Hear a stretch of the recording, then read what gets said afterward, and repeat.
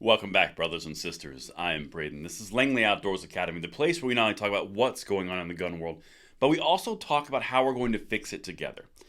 Now, the content that I've got for you today is one of my favorite things to cover for you guys. When the ATF and local police departments actually do our jobs for us and undermine the gun control talking points at an epic scale. You guys are going to love this one. Everything is linked in the description box below, and if you are a new or returning viewer, please consider hitting that like button, subscribing to the channel, and turning that notification bell on. We need as many people as we can to get the good news of the Second Amendment out there and pass it on to the next generation. And thank you so much in advance for your consideration. But my brothers and sisters, as I mentioned in the introduction, these articles I'm about to show you, the ATF's own data, local police departments in two separate cities are completely undermining gun control talking points everywhere, which is why I need you to watch this entire video and send this bad boy out, because this is damning. All right, let's get it, because I want to make sure you guys see this stuff. The first city we're going to hit is Philadelphia, and look at where the violence is coming from. Epicenter of Philly gun violence found in a few zip codes. And I'm going to file this under random chance of sprinkling journalism, as Rush Limbaugh used to say. Check it out. Philadelphia. 2022 was a violent year for Philadelphia. 514 people were killed in the city on average. That's more than one person murdered per day. In total, 2,273 people were shot in Philadelphia last year, according to data provided by the Philadelphia Police Department.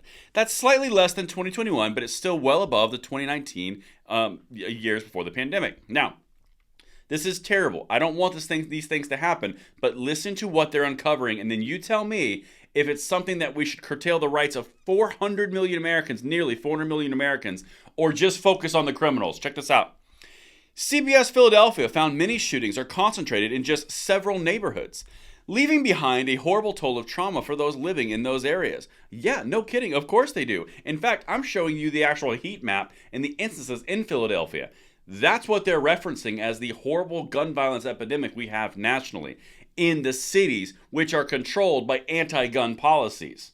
Let's keep going. I got another one for you. This is crazy. Look at the top 3 zip codes. 19124, which includes Franklin, Feltonville, and Juanita, with just over 180 shootings.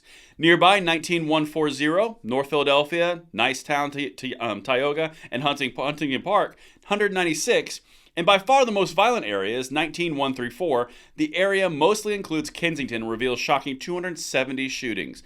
Do you remember that 514 number? That's mostly coming from 3 zip codes. And in the article, which is linked, you can see the rest. But let's jump over to Detroit. This is where the ATF undermines all the gun control talking points. ATF data reveals how Detroit is getting guns off the streets. New numbers show that 7,600 guns were recovered in Detroit in 2021. Listen to where they found them and listen to what the ATF says in this release. The Bureau of Alcohol, Tobacco, and Firearms looked at Michigan and Detroit gun crime in 2021. Their data shows we had 12,324 gun crimes across the state, and a vast majority were in Detroit. More than 10 times that of Flint. The next closest city, Pontiac, had 377. 377 versus 12,000. Okay, now listen to the talking points again. This is crucial. Quote, "That's a lot of guns that we've retrieved from the city of Detroit last year," said Arena. That's only the city of Detroit. The 7,644 weapons confiscated in crimes accounted for 62% of the total gun crimes across the state. So Detroit is representing 62% of the gun crimes, not like entirely statewide, okay? And even though the census told the local 4, the city accounts for only 6.5% of the state's population. So one city, Detroit, has a lion's share of all the gun crime, creates 62% of all gun crime in the state of Michigan, and only 6.5% are responsible for that. And Michigan is about to sponsor all the gun violence epidemic legislation through red flag laws, AR bans, safe storage laws. What do you think? Oh, and universal background checks. Don't you think that might be better served, I don't know, focusing on the area where 62% is coming from in the state of Michigan alone, and maybe focusing on the 6.5% of the population before you curtail the rights of the other 94%, or technically 93.5%. Going back to Philadelphia, that's the same thing. But now, listen to what the ATF said, again, going back to the AR bans. Quote, "The ATF says the vast majority of weapons used in these gun crimes were pistols. The 9mm is the most often used. So tell me why, again, AR bans are the topic of discussion. Tell me why you've got to have red flag laws for the entire state of Michigan when 68%, was it 68%? Hold on, let me get this perfectly correct.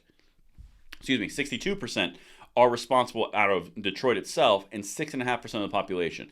But anyone else, and this goes for other states as well, it's everyone's fault. It's not just the people perpetrating the crimes. And that's what I've got for you guys. I went through that really quickly so you guys would get it all pretty much effectively. And I will see you on the next one. I'm Braden. See you later.